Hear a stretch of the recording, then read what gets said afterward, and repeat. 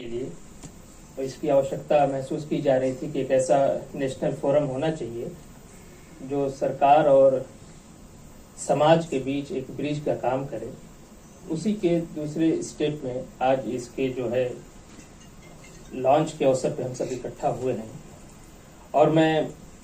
विशेष रूप से आयोजकों का आभार व्यक्त करूंगा, सरदार सतनाम सिंह संधू जी और प्रोफेसर हिमानी सूद जी का, कि अक्सर ये देखा जाता है कि इस देश में अल्पसंख्यक मुस्लिम नाम पे इतने बड़े लेवल पे पसमानदा मुसलमानों को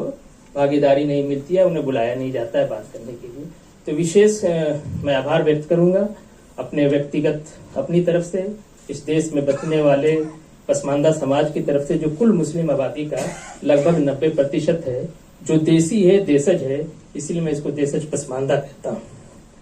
दूसरा, मैं इस मंच के माध्यम से, बड़ा मंच है, आवाज दूर तक जाएगी, मैं प्रधानमंत्री नरेंद्र दामोदर दास मोदी जी का भी आभार व्यक्त करना चाहूंगा कि वो भारत के पहले प्रधानमंत्री हैं जिन्होंने हमारे सुख दुख की बात करते हुए, मुस्लिम समाज में सामाजिक न्याय को एड्रेस करते हुए पसमानदा विमर्श की बात को लगातार कर रहे हैं। इससे पहले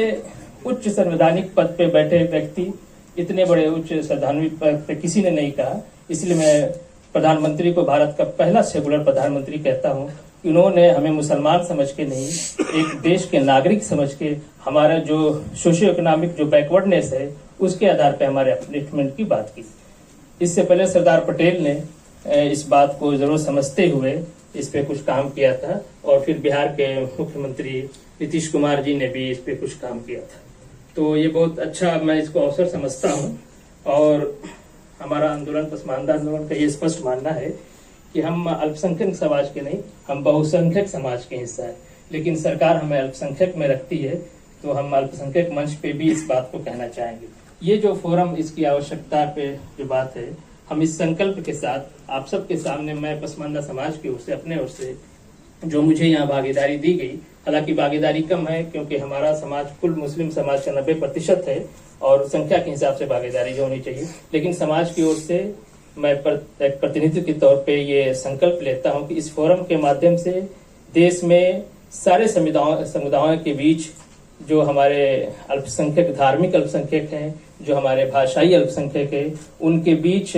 जाके और सरकार के साथ समन्वय करके ये संकल्प हम लेते हैं कि देश के अंदर एक सांप्रदायिक सौहार्द का एक अच्छा माहौल बना के, ताकि देश की उन्नति के में जो इस तरह की धार्मिक जो बाधाएं आ जाती है वो उत्पन्न ना होने पाए, विशेष रूप से अमृत काल के तौर पे। तो ये कुछ बातें थी, कल की मीटिंग में भी हमने कुछ बात रखी थी कि इस फोरम में एक बड़ा अच्छा सरदार सतनाम सिंह ने इकट्ठा किया है कि अब तक माइनॉरिटी के नाम पे मुस्लिम और मुस्लिम के नाम पे अशराफ वर्ग ही हर जगह देखे जाते थे, लेकिन यहाँ सभी धर्मों पे आप देख सकते हैं, डाइस पे भी, डाइस के नीचे भी, कि सभी समुदाय जो अल्पसंख्यक धार्मिक हैं,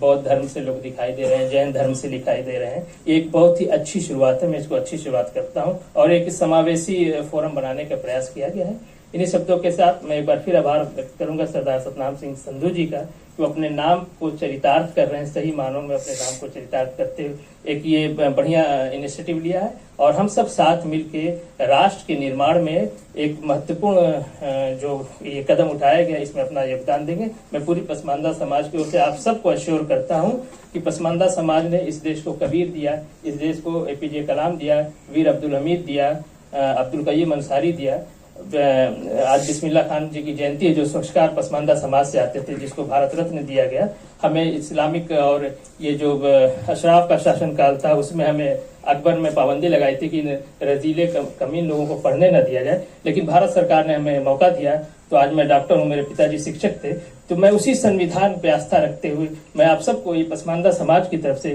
भरोसा दिलाता हूँ कि इस फोरम के माध्यम से हम राष्ट्र की उन्नति में अपना पूरा सहयोग देंगे। हम फिर